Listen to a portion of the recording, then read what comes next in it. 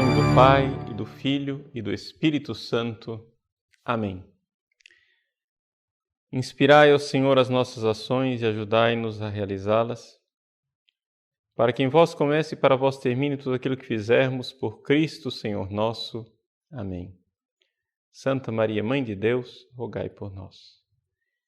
Em nome do Pai, e do Filho, e do Espírito Santo. Amém. Então, boa noite a todos. Uma alegria nós estarmos juntos mais uma vez no nosso programa, nossa aula ao vivo. E para dar algumas notícias para vocês logo no início, que nós tivemos aí um período em que apresentamos as aulas gravadas, não é?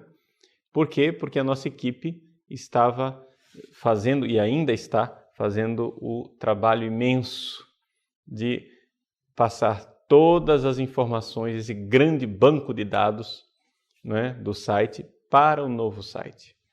Eu hoje vi pela primeira vez o novo site praticamente já funcionando, né, digamos assim, naquilo que ainda precisa passar ainda as informações todas, mas boa parte daquilo que tinha que ser passado já foi feito, e realmente vai ficar muito bom, um investimento que valeu a pena. Ou seja, para vocês vai ficar mais navegável, não é? E para nós vai facilitar imensamente o nosso trabalho interno. Ou seja, houve um benefício excelente do lado de vocês, mas vai ter um benefício ainda maior do nosso lado aqui. Então, assim, o investimento realmente valeu a pena. Agora, eu pediria a vocês que mantivessem essa fidelidade nas contribuições de vocês, porque nós vamos ainda aqui carregar a conta, né, dessa transformação do site ainda durante alguns meses, né? Ou seja, porque foi parcelado, a empresa parcelou, mas nós precisamos dar conta todos os meses de pagar isso daí. Então não esmoreçam aí nos pagamentos, porque nós precisamos manter o site, né? Segunda coisa, a data para o lançamento do novo site, nós ainda não temos uma data precisa. Esperamos que o novo site seja lançado em Pentecostes, né? Essa é uma data, digamos assim, mais ou menos de referência. Assim como nós lançamos essa segunda versão do site, essa que vocês estão vendo aí agora é a segunda versão do site, né? Então, lançamos o site em Pentecostes há 2 anos atrás, essa segunda versão mais atualizada, com vídeos, tudo. Agora gostaríamos de lançar, né, essa versão beta, né, no Pentecostes desse ano de 2012. Então, vamos aí continuar, né, nesse trabalho. Então, gostaríamos hoje de fazer uma aula somente sobre perguntas, responder as perguntas de vocês, exatamente para compensar as aulas passadas, porque eu sei que eu coloquei uma série de informações para vocês a respeito do dom de línguas. Sei também que é uma coisa muito polêmica e gostaria então de dar a oportunidade de vocês de perguntar. Então eu vou vou responder a perguntas que vieram por e-mail, não é? E perguntas também que surgiram ali dos comentários, e depois abrir logo em seguida para vocês fazerem suas perguntas. Então, se você já tem alguma pergunta a respeito de dom de línguas, já vá preparando, que hoje a aula é para responder as suas perguntas. Então, vou pegar aqui o que é que nós temos a respeito da questão do dom de línguas aqui nos comentários do site. Bom, a primeira coisa que eu gostaria de dizer para vocês é que vocês são muito bem-vindos de fazer comentários no site, é muito bom, e de debater também, claro, é lugar de debate. Agora nós precisaríamos colocar uns pingos nos is com relação ao debate, principalmente entre os alunos, não é? Porque assim, aqui nessa página que vocês têm acesso, só tem acesso quem tem senha, só tem acesso, portanto, quem é aluno que está contribuindo com o site. Ótimo. Até aí, excelente. O problema é o seguinte, que alguns alunos não estão entendendo que isso daqui, esse curso que eu estou dando, não é somente um curso de doutrina da igreja, tá? É um curso de teologia. Então vamos entender o que é a coisa o que é o esforço teológico. É o seguinte, é ouvir a doutrina da igreja. O primeiro esforço do teólogo é esse. Ouvir a doutrina da igreja no magistério, nos concílios, nos papas, nos santos padres, etc. Todos os lugares teológicos, ouvir a doutrina da igreja. Então a primeira coisa, o primeiro esforço do teólogo é essa escuta, né? Essa escuta, esse auditus fidei, né? Essa escuta da fé. Aí depois o teólogo entra numa questão de reflexão. É que ele entra então para refletir. Então o nosso curso é de teologia. Então quer dizer isso, a gente expõe a fé. Mas existe também um esforço, que é o esforço do Padre Paulo de levar vocês a uma reflexão teológica. Isso significa que na doutrina, primeira coisa, na doutrina, nós temos que estar todos de acordo, porque somos todos católicos. Então, na fé, nas questões de fé, precisamos estar todos de acordo. Então, quando você fala do que está nos dogmas da igreja, olha, se comprovou que é um dogma da igreja, meu irmãozinho, a igreja falou, a água parou. Entendeu? E aí não tem mais discussão. É o esforço de ouvir. Mas existem coisas que não têm dogmas. Existem coisas que nós estamos mais ou menos em alto mar. Essa questão de oração em línguas, não existe nenhum dogma da igreja a respeito disso. Existem, claro, alguns ensinamentos ao longo dos séculos, mas que não são decisivos, e nós temos que fazer um esforço teológico de discernir as informações, discernir alhos de bugalhos e harmonizar isso com a tradição da igreja. Agora, eu harmonizo desse jeito aqui. O outro harmoniza de um outro jeito e não está concordando. Aí um começa a chamar o outro de herege. Gente, para com isso. Né? É um debate teológico. Então, a gente tem que... A primeira coisa que um bom teólogo precisa saber é quando é que eu estou dando a minha opinião e quando é que eu estou expondo a doutrina da igreja. Não é? Vou dar um exemplo para vocês. Vou responder logo uma pergunta aqui, por exemplo. O João Marcos, ele pergunta o seguinte: Padre Paulo, como diferenciar a oração em línguas e o júbilo apresentado por Santo Agostinho? Então, o João Marcos está fazendo uma pergunta. O que é o júbilo de Santo Agostinho? Santo Agostinho, ele escreve, se não me engano, nas enarrações em Salmos, ou seja, os comentários aos Salmos, do Salmo 32, ele fala de uma oração de júbilo. Essa oração de júbilo é uma oração, ele mesmo descreve como sendo uma oração onde as palavras não são suficientes, é uma oração que brota do coração, não é? Então, muito bem, excelente. Só que acontece o seguinte, nós precisamos entender que esta oração de júbilo que Santo Agostinho está descrevendo é uma coisa, a oração em línguas é outra, né? A oração em línguas, ela exige a questão de sílabas incompreensíveis. Então eu chamaria esta oração de júbilo com aquilo que eu identifiquei, né, em aulas passadas como sendo a oração carismática. Ou seja, essa oração que brota, né? A oração carismática chega a um ponto em que ela brota do coração e ela é, às vezes, aconceitual. Quando ela é aconceitual e você expressa algum som, então é oração em línguas. Mas se não expressa alguns sons e está no silêncio do coração, eu poderia dizer que é oração em línguas, mas num sentido não próprio, não é? Não próprio. Tá bom.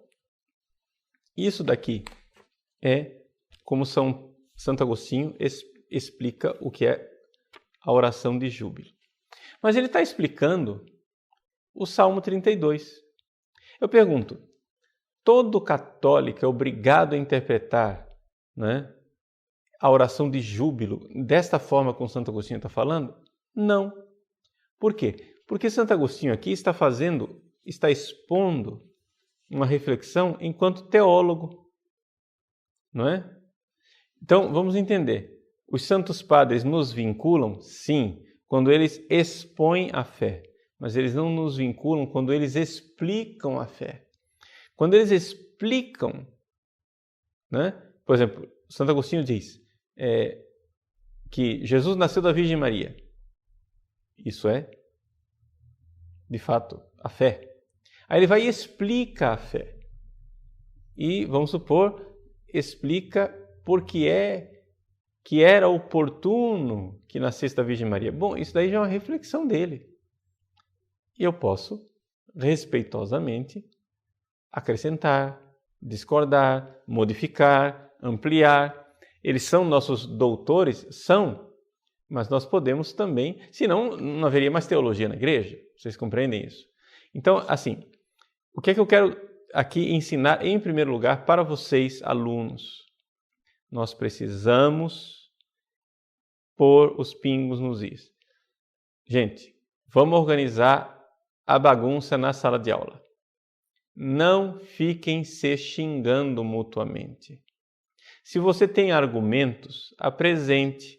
Se você não tem argumentos, não precisa xingar o outro, dizer que o outro não ama a igreja, que o outro é um herege, porque o outro... Vamos parar com isso. Está entendendo? Então, assim, eu acho que nós precisaríamos ter essa, na sala nossa. Ou seja, nós não estamos aqui, outra coisa é um debate no site, onde você tem um vídeo aberto, aí entra um maluco lá para xingar todo mundo, né? Aí você desmascara ele, etc e tal. Isso aí, tudo bem, é um debate lá fora. Mas nós estamos aqui, na nossa sala de aula, onde se supõe, pelo menos se supõe, que todo mundo ama a igreja e está todo mundo procurando, né?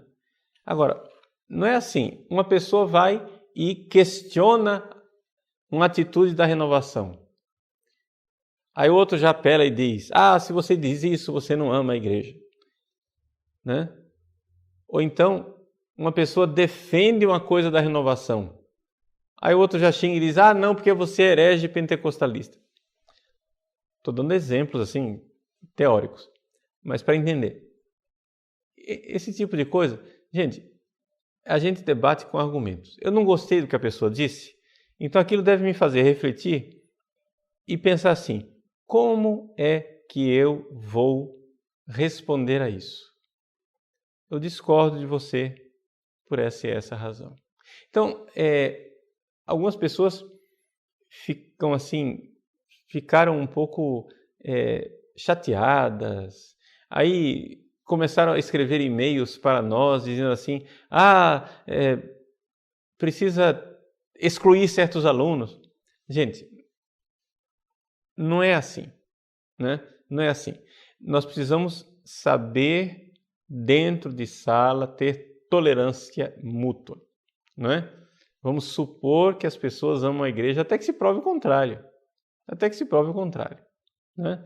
Não estou dizendo que nós somos todos santos, não somos. Mas assim, não dá para a gente já começar, porque eu não gosto do seu argumento, já começar xingando. Não, vamos aprender a debater, ok? Então, distinguir. Uma coisa é fé, outra coisa é teologia. Uma coisa é você dizer, essa é a doutrina da igreja, que o magistério falou, que os documentos da igreja dizem. Outra coisa é, isso daqui é uma reflexão teológica. O que eu estou fazendo aqui com relação à oração em línguas é, na verdade, muito mais um esforço teológico. Por quê? Porque o magistério se pronunciou muito pouco a esse respeito, não é?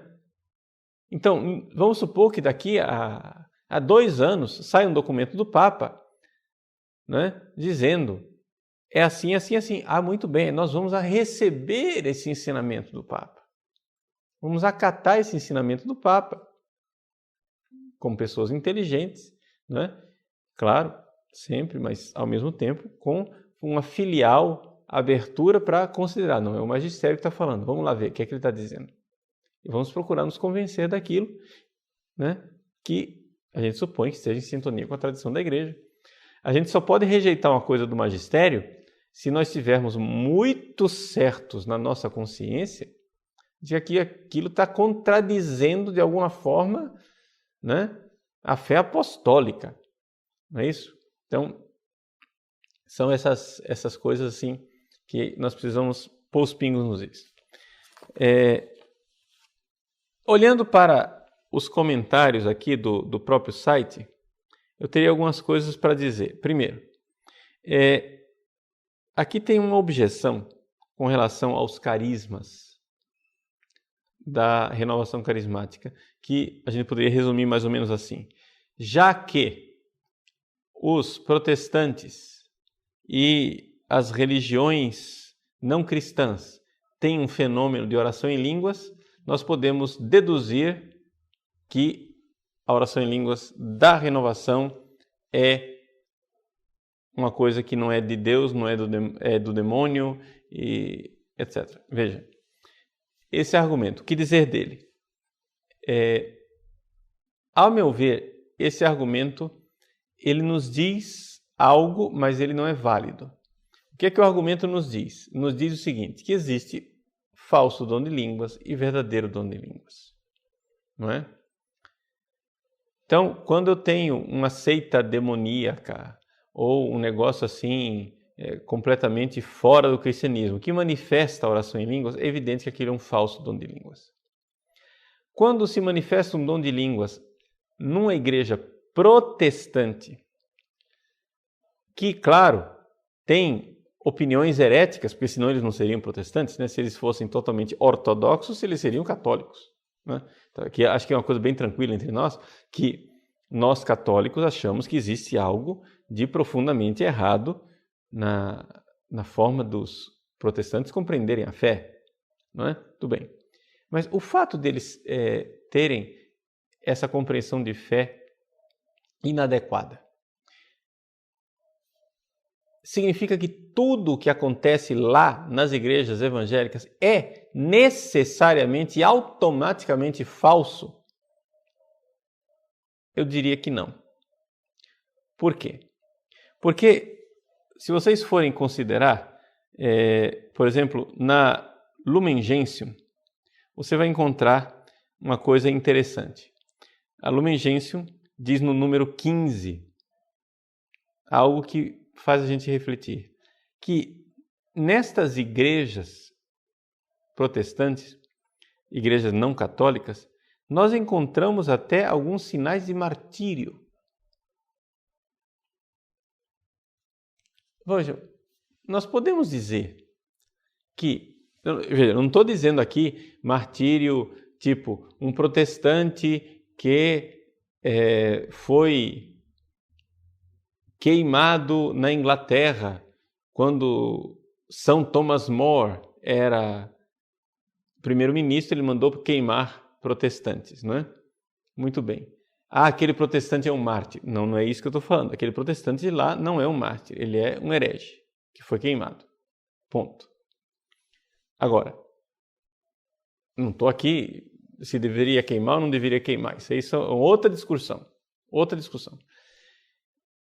Mas o que eu estou falando são casos em que pagãos, por exemplo, no mundo muçulmano, ainda hoje, protestantes vão no mundo muçulmano, pregam o evangelho e, por amor a Jesus Cristo, enfrentam perigos e o martírio. Vejam, eu nada digo a respeito aqui da teologia e da crença daquele protestante. Também não estou dizendo que ele deva ser beatificado ou canonizado. Não estou dizendo isso. Claro, eu não posso beatificar e canonizar uma pessoa que não tinha fé exemplar. Mas esta disposição de morrer por Cristo não é uma ação do Espírito Santo? Será que o que aconteceu ali foi humano? somente. Ou seja, uma pessoa dar a vida por Cristo é uma coisa só humana. Outro ponto. Eu posso realmente dizer, é um martírio parecido com o católico, mas está na igreja protestante, logo é do demônio. Sinceramente, eu posso dizer isso? Acho que não. Você está entendendo? Acho que não seria honesto a gente forçar tanto as coisas a esse ponto. Então, o que é que eu posso dizer? O que eu posso dizer é o seguinte, que a igreja, desde sempre, reconheceu que existe uma ação do Espírito Santo fora das fronteiras da igreja católica. Por exemplo, quando hereges administram o batismo, e o batismo é válido, né? E se você nega a validade do batismo do herege simplesmente porque ele é herege, você está pecando com a heresia donatista, né? Você pode dizer que o batismo de uma igreja é nulo por alguma razão específica, mas não simplesmente porque é de outra igreja, né? É nulo porque estão batizando com leite. Pronto, então foi nulo realmente. Mas é nulo porque é um batismo protestante? Bom, não. Aí é válido, mas não está dentro da igreja. Então existem ações do Espírito Santo fora da igreja, não é? O Espírito Santo não está dentro só da igreja católica. Então, eu posso dizer com toda tranquilidade do meu coração que todas as vezes que um protestante reza ou ora, como ele costuma mesmo dizer, quando um protestante ora, ele está necessariamente desassistido por Deus? Ou Deus pode usar a oração dele e inspirá-lo na busca da verdade? Que depois que ele corresponda ou não corresponda, são os 500. Por exemplo, quando o bem-aventurado cardeal Newman era protestante e todas as vezes que ele rezava, não tinha ação nenhuma do Espírito Santo ali? Mas se foi justamente a ação do Espírito Santo que fez com que o Newman aos poucos se convertesse e se tornasse católico, não é? Vamos supor que Deus haja também entre os protestantes, querendo trazê-los à fé católica, mas por falta de docilidade deles não está acontecendo. Mesmo assim, Deus está agindo, não é? Então, a gente não pode, assim, já se apressar e dizer, não, é assim, pão, pão, queijo, queijo. Se está dentro da igreja de Deus, está fora da igreja, não é de Deus. Ao mesmo tempo, eu não estou aqui fazendo nenhum relativismo religioso. Eu estou dizendo que a única igreja de Cristo é a igreja católica, não é? Mas eu estou dizendo que a ação do Espírito Santo não está limitada aos confins da igreja católica. Só a igreja católica é a igreja na qual subsiste a igreja de Cristo. Lá está a substância da igreja de Cristo, como diz, né, a Lumen Gentium. Mas, ao mesmo tempo, eu não posso dizer que não existam elementos eclesiais fora dos confins da igreja católica. Tá? Então, eu acho que essa argumentação de que se existem dons de línguas em outras religiões ou outras igrejas, é sinal de que o dom de línguas carismático é necessariamente falso, porque são semelhantes. Não. Existe martírio, existe semelhança entre o martírio católico e o martírio protestante. Eu não posso dizer que não existe uma ação do Espírito Santo lá no martírio do protestante. Existe, embora aquilo não seja um ato canonizável e nem perfeito, mas é admirável a ação de Deus também fora das fronteiras da igreja. Cláudio pergunta o seguinte: é possível discernir se uma assembleia faz uso da verdadeira oração em línguas, impulsionada por Deus, ou se deixa-se levar por um mero emocionalismo ou um simples cantarolar de sílabas desconexas? Olha, Cláudio, é muito difícil discernir e é por isso que a orientação da CNBB, não é, diz que talvez seja interessante não ficar incentivando, porque não se sabe discernir entre as moções do Espírito Santo e aquilo que seria o forçar a barra de quem está com o microfone na mão. Mas essa é a orientação da CNBB, né? Não é legislação, é só orientação. Veja, nesse campo, como fazer concretamente com relação ao dom de línguas, na prática, nós iremos ter na última aula, nós iremos ver um pouco qual é vamos tentar amarrar, né, o relacionamento entre a Igreja Católica em geral e o movimento Renovação Carismática e do movimento Renovação Carismática com a Igreja Católica em geral. Não é? Ou seja, eles são católicos, mas digo a Igreja Católica em geral, fora dos confins do movimento. Como deve ser esse relacionamento? Isso aí nós vamos ver depois, sem que eu tenha nenhuma pretensão de estar aqui legislando, porque aí que está. Vejam, existem poucos pronunciamentos do magistério e existem poucas legislações e deliberações do magistério a esse respeito. Então nós estamos, no fundo, num campo em que estamos ainda bastante no debate. Eu sei que isso é incômodo, eu sei que muita gente gostaria que eu desse um ponto final, mas o nosso curso não dará ponto final em nada. O nosso curso, acho que ele colocou bases sólidas para uma discussão saudável, né? E eu acho que é para isso que serve o nosso site também. Serve para catequizar, serve para dizer aquilo que é o dogma da igreja, mas serve também para colocar coisas específicas num debate sadio dentro da Igreja Católica.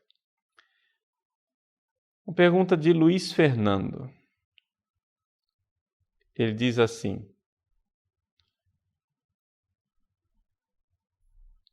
podemos concluir que a oração em línguas, que eu definiria como glossolalia cristã, seja comparável ao silêncio orante que por vezes arrebata? Veja, novamente, vamos fazer esclarecer. Existe, digamos assim, vamos por um conjunto, né? Um conjunto mais amplo, um universo mais amplo, que seria a oração carismática. A oração carismática, quer dizer, essa oração enquanto dom do Espírito Santo, onde eu, como orante, sou levado por Deus, isso aqui pode acontecer de forma na oração verbal, na oração silenciosa, na meditação, na adoração, e pode acontecer que haja uma oração aconceitual, onde não há palavras, e aconteçam verbalizações no fenômeno da glossolalia. Então, não é necessariamente somente a questão do silêncio, não é? Ou seja, pode acontecer, novamente, essa glossolalia silenciosa no coração, mas essa glossolalia silenciosa não é propriamente glossolalia como São Paulo descreve, né?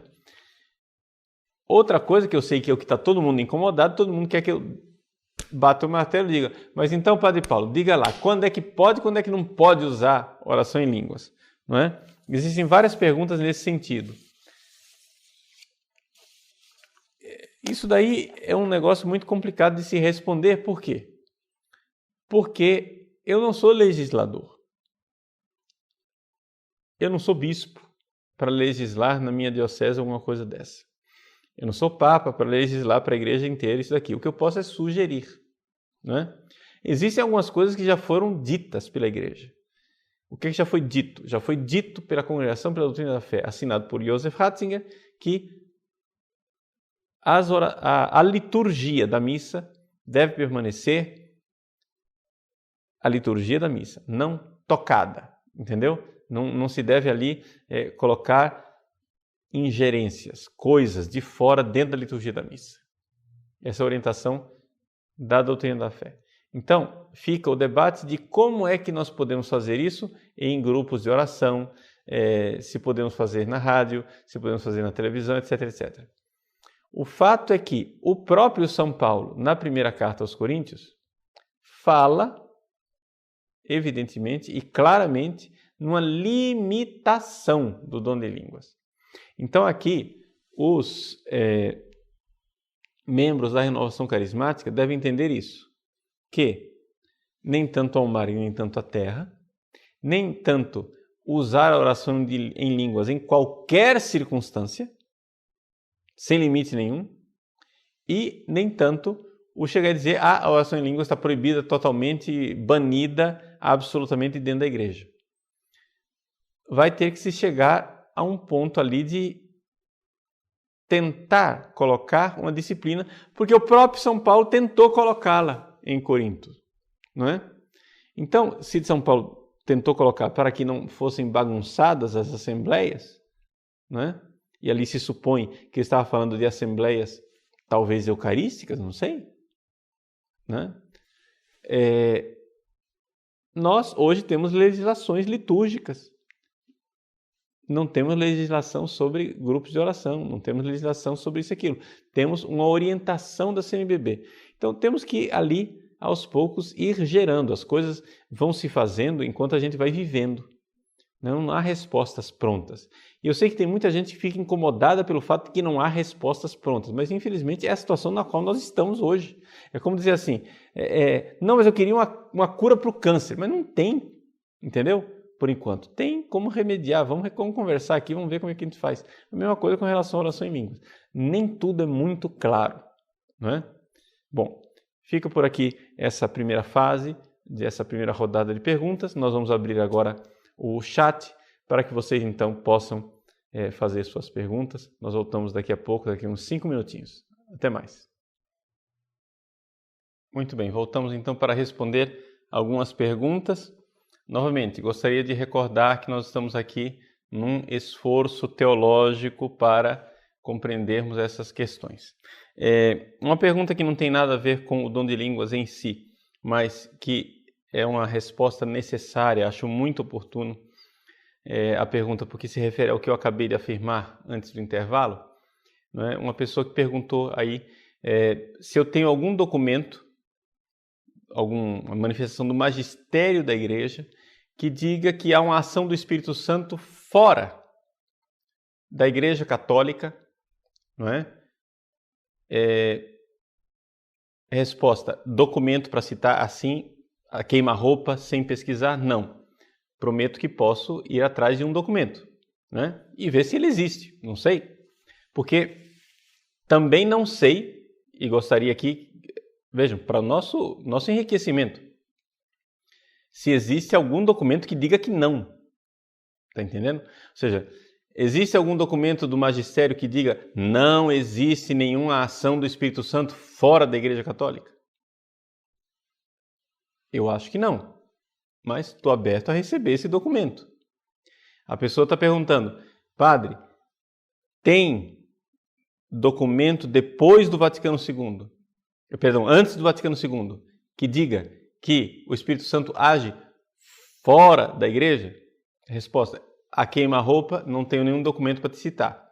Porém, pelas leituras que eu tenho, eu acho que é uma questão também de bom senso e de teologia que nós estamos fazendo aqui.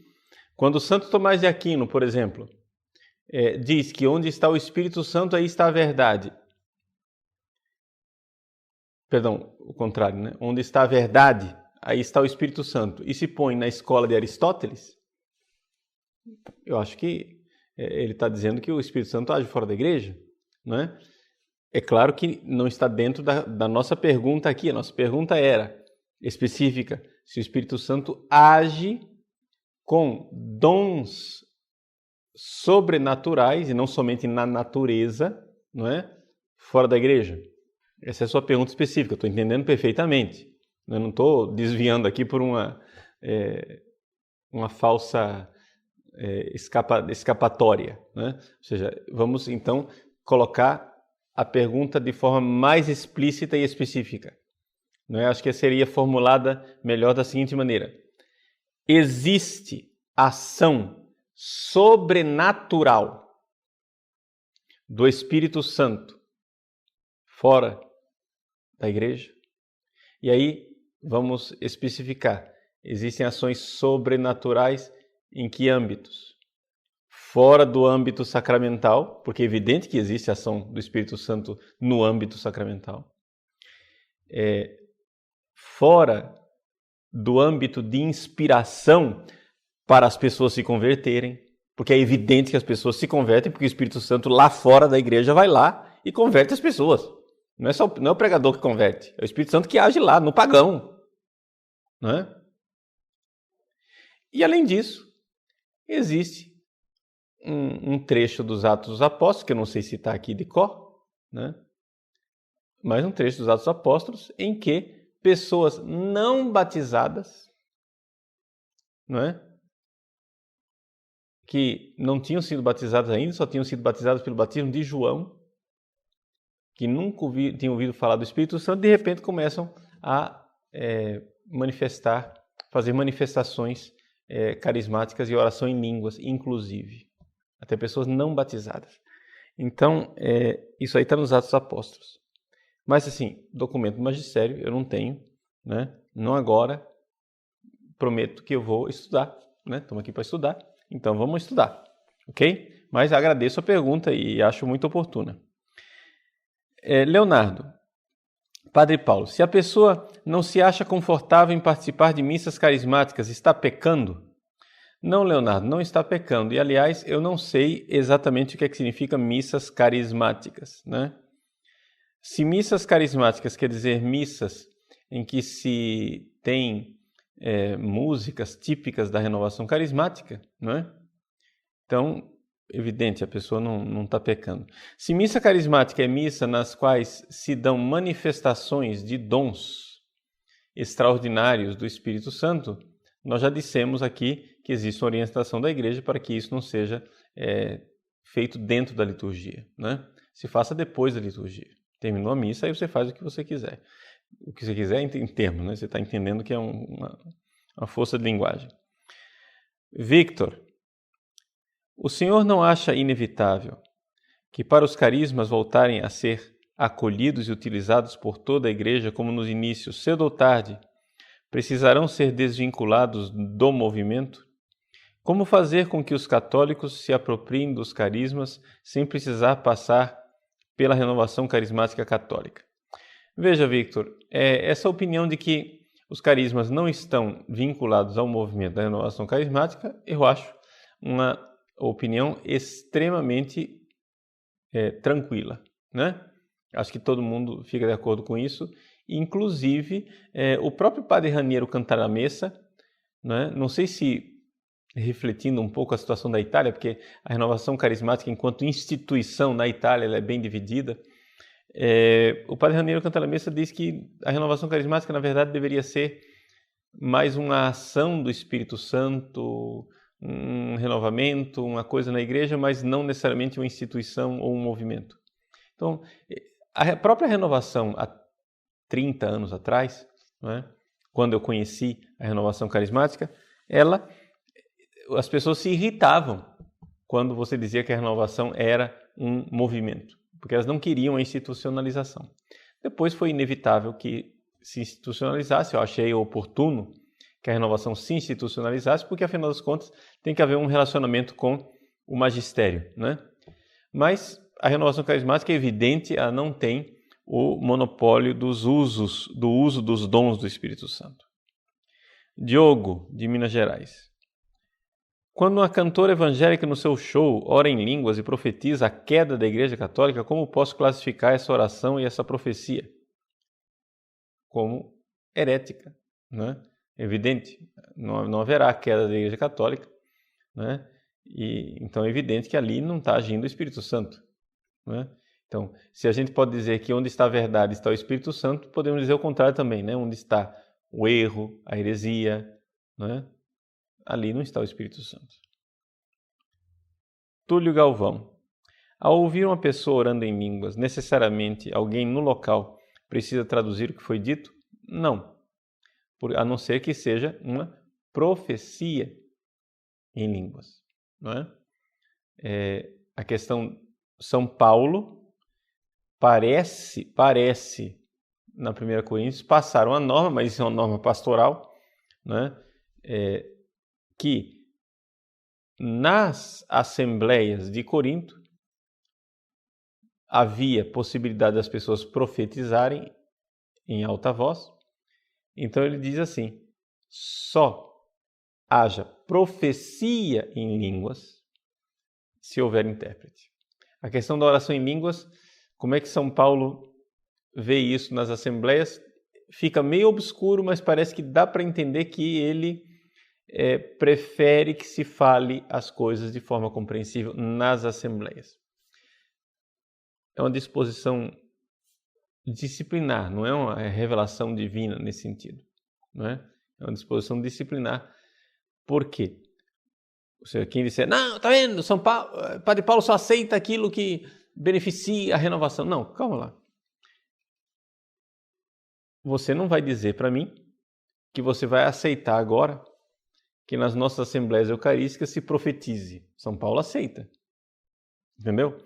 É uma disposição disciplinar que valia para aquela época, em que não havia missal, não é? Em que não havia uma liturgia já colocada dentro da disciplina da igreja. Então essas disposições de São Paulo, elas devem ser contextualizadas. Ali não havia missal, as assembleias litúrgicas eram bastante improvisadas, no sentido que o celebrante, o padre, ele recitava a oração eucarística, não é? Do seu coração, mas não lia nada. Não vamos fazer isso hoje. Então existem coisas que da época de São Paulo que se aplicam lá, mas não se aplicam mais hoje. Por quê? Porque é uma norma disciplinar, não é uma questão de revelação divina, é uma questão de norma daquela época, não é? Muito bem. Paulo Bronzato. Padre Paulo, o senhor comentou que é possível a manifestação dos carismas das igrejas protestantes. Mas por que elas ocorrem em muito maior número nessas igrejas do que na Igreja Católica? Veja, aqui é o problema do discernimento. A gente não sabe se tudo aquilo é carisma, não é? Então, existe gente de boa vontade nas igrejas protestantes, mas existe também muita gente no charlatanismo, na confusão, etc. Né? Então, não estou com isso dizendo que as igrejas protestantes sejam corretas, mas eu não posso, por princípio, julgar o indivíduo. Pode haver pessoas lá com boa vontade, que estejam realmente buscando a verdade, etc., como vários convertidos depois, né? Dani Pim. Padre Paulo, é preciso rezar a tradicional oração em línguas em atividades comunitárias sem que haja alguém que tenha o dom de interpretação e diante do Santíssimo? Veja, novamente, essa questão de quando usar o dom de línguas em atividades, eu acho que nós devemos usar um pouco de bom senso, né? Mais do que normas. Porque o magistério até agora não normatizou as coisas. O bom senso quer dizer o seguinte, vai haver alguém ali que vai estranhar, vai achar isso escandaloso, estranho, etc. Então seria melhor manter isso nas atividades específicas, ou do movimento, ou de uma comunidade de vida, ou de um grupo que já está em sintonia com aquela forma de espiritualidade, para que não haja escândalo. Padre Paulo, já ouvi algumas pessoas falando, Vitor perguntando, né? Que dentro dos grupos de oração, principalmente as pessoas que estão à frente, devem orar em línguas. Como devo agir nesta situação? Bom, veja, Vitor, isso aqui é uma normativa, suponho, que interna da própria renovação, e aí nós estamos no âmbito de disciplina interna do movimento, né? Então, isso aí seria melhor perguntar se existe alguma legislação alguma orientação por parte do Conselho Nacional da Renovação, ou se isso é uma orientação própria da diocese, ou do Estado, ou do grupo de oração, esclarecer de onde vem essa norma, né? Mas eu não saberia lhe dizer se existe uma normativa nacional sobre isso. Alitel. Para pedir o dom da oração em línguas, é preciso participar de um grupo de oração carismático, ou seja, do movimento ou outro movimento? Não, veja, o Espírito Santo não está limitado a movimentos. Então, é possível pedir os dons, sim, né? Mesmo que as pessoas não estejam necessariamente nesses movimentos. João Marcos, no Catecismo, no número 800, diz: nenhum carisma dispensa da reverência e da submissão aos pastores da Igreja. Como se dá esta submissão? Bom, aqui é como toda outra submissão no nosso dia a dia. Nós não podemos ir contra a comunhão na igreja. Mas é importante nós entendermos sempre a comunhão como sendo uma comunhão não somente com a igreja local, no meu hoje, mas uma comunhão que seja católica.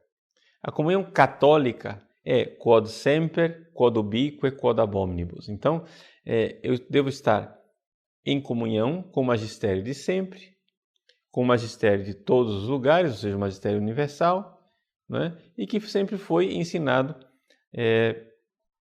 pelos pastores. Então, isso daqui é a primeira realidade. Quando alguém que tem ministério dentro da igreja, vamos supor um bispo, ele dá uma normativa, não é? A primeira reação do católico é acatar, procurar acatar. Se ele vê que aquilo que o bispo está pedindo parece estar em contradição com a comunhão católica, ou seja, do magistério de sempre, de todos os lugares, né? Então, seria necessário uma prudência para, então, a pessoa avaliar, né? Mas a primeira coisa, vejam, que nós temos que ter como magistério é essa atitude que está dizendo aqui, não é? Reverência. Então eu devo reverenciar. Não, pera lá, é um bispo que está me dizendo. Vamos ver o que é que ele está dizendo. Mas nós sabemos que houve bispos hereges na história da igreja, houve bispos que fizeram um mal imenso à igreja. Então, a primeira atitude do católico é reverência. Não vamos levar em consideração, vamos levar a sério isso que esse bispo está dizendo. Segunda atitude que nós podemos e devemos levar em consideração é se isto levar seriamente aquilo que o bispo está pedindo e ver se isso está em contradição com a doutrina da igreja de sempre, com a disciplina da igreja do mundo inteiro, a igreja católica, a igreja espalhada pelo mundo, principalmente a disciplina do Código de Direito Canônico, do Papa, etc., se está ferindo a um direito que a pessoa tem. Por quê? Porque pode acontecer que um bispo cometa um erro e uma injustiça, né? Mas, o Padre Paulo, lá vai o Padre Paulo outra vez dizer que bispo pode cometer injustiça. Mas não sou eu quem digo, meu Deus do céu, né? O próprio Código de Direito Canônico diz isso. Se um bispo, vamos supor, adotar uma medida disciplinar contra mim, por exemplo, né? E eu considerar que esta medida disciplinar é gravemente injusta, eu tenho a possibilidade de um recurso hierárquico, de apelar para a Santa Sé, né? E muitas vezes acontece que bispos perdem nesses recursos. Ou seja, o padre tinha razão e o bispo estava errado, não é? Então, assim, não é nada do outro mundo que bispos errem. Então, se a pessoa está se sentindo lesada nos seus direitos, apele para a Santa Sé, não é? Isso daí é bem tranquilo dentro da igreja. Carlos Renan. A Santa Sé já aprovou os estatutos de várias comunidades novas, como a Shalom, Canção Nova. Não estaria aprovando esses estatutos, dando credenciais ao dom de língua na igreja? Não, Carlos. Por quê? Porque esses estatutos, de uma forma geral, eles são para associações de fiéis. Que é interessante você notar que a igreja, quando ela faz estatutos, ela evita entrar em problemas teológicos. Entendeu? Então, assim, quando você vai aprovar um estatuto, a primeira coisa que os canonistas dizem, olha, vamos enxugar isso daqui, vamos deixar só as normas. Porque fica uma confusão, se você começa a fazer afirmações teológicas, aí vai ter que ir para a doutrina da fé, para ver se teologicamente está correto, aí depois volta para o conselho dos leigos, entende? Fica muito complicado. Então vamos enxugar, vamos fazer a norma só sobre a disciplina da vida. Acabou. Sem grandes voos teológicos, né? Francisco Wagner, padre, mas como conviver com os fanáticos que colocam a renovação carismática católica acima de tudo? Olha, Francisco, aqui nós podemos ver qual é a boa vontade que a pessoa tem. Está entendendo? Porque, assim, existem pessoas enamoradas, entende? E que porque muito amam, terminam perdendo o parâmetro. Essas pessoas, a gente pode dar um certo desconto, porque a gente vê que existe, no fundo, uma boa vontade. Mas, existem outras pessoas que a gente vê que existe realmente um desequilíbrio, tá? Um verdadeiro desequilíbrio espiritual. Quando não mental, porque o problema também é esse, né? Também tem doido. Então, essas pessoas que não têm equilíbrio, elas fazem sofrer a própria renovação. Quantas e quantas vezes eu já ouvi líderes da renovação carismática sofrendo, tentando pôr ordem na casa por causa desses maluquinhos, né? Que tem por aí, e às vezes não são maluquinhos, não, são malucões mesmo, é doido de pedra. Então, assim, isso acontece. E como a renovação carismática, ela lida com coisas assim extraordinárias, é evidente que então atrai muito mais gente, né, que tem esse tipo de problema. Então, como conviver? Um certo discernimento. Discernimento de ver se a pessoa está empolgada, né, se é uma imaturidade. Se é imaturidade, não apaga a mecha que fumega, releva, né? É mais ou menos como um adulto sabe lidar com um adolescente, né? De não queimar o entusiasmo dele, mas ao mesmo tempo não vamos deixar também ele aprontar demais, né? Mas ao mesmo tempo saber que existem ali coisas boas que saem, né? Pessoas que realmente mudam de vida. Uma das coisas que para mim é discernimento absoluto de que existem frutos bons dentro da renovação carismática é o seguinte: pessoas que estão dispostas a renunciar à sua vontade para fazer a vontade de Deus, isso daqui para mim é o discernimento cabal. Isso aqui é o discernimento cabal, né? Pessoas que mudam de vida realmente, verdadeira mudança de vida. Então ali tem coisas muito boas, né? Na FUFO, pode-se dizer que está ocorrendo uma protestantização da Igreja, tanto por parte dos excessos da RCC, quanto pela teologia da libertação?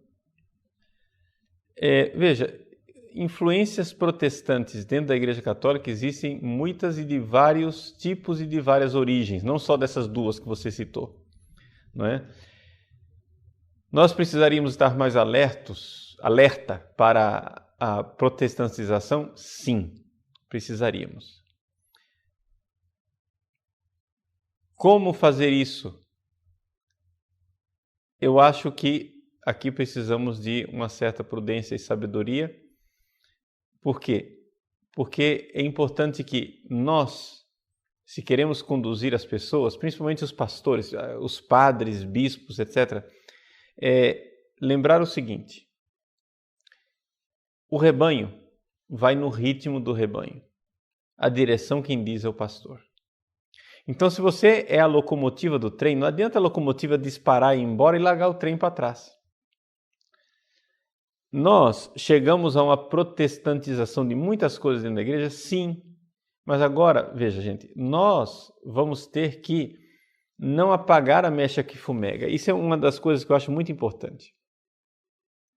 Essas pessoas, tem muita gente de boa vontade, tem muita gente procurando realmente a Deus, tem muita gente querendo real conversão com ideias e com a formação protestantizada.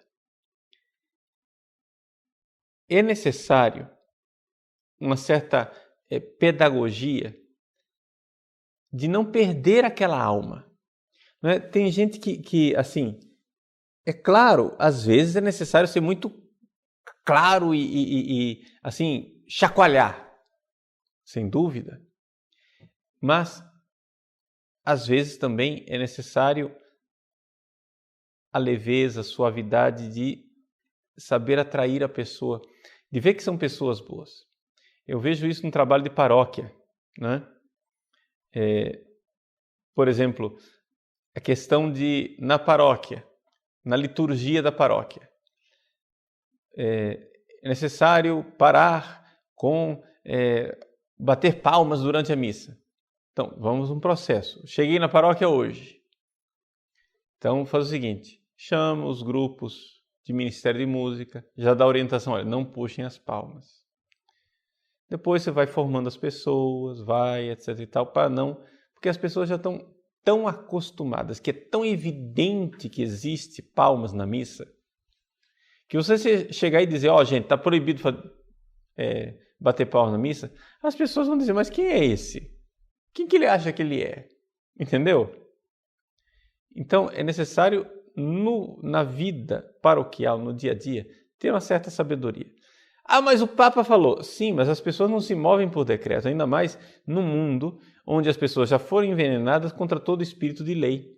Então, existem pessoas que estão dispostas a se converter e obedecer a Deus, mas não estão dispostas a obedecer o Padre Paulo, porque elas já passaram por tantos traumas com padres malucos, dizendo coisas malucas e ensinando coisas malucas, quer dizer, esse é mais um que quer fazer do jeito dele, na cabeça dele. Então é necessário levarmos com calma e com sabedoria e formar a pessoa para a sensibilidade. Veja, não sou eu quem estou pedindo, é o Papa quem está pedindo, né? Veja, o mestre de cerimônia do Papa está avisando nas missas com o Papa que não se batam palmas.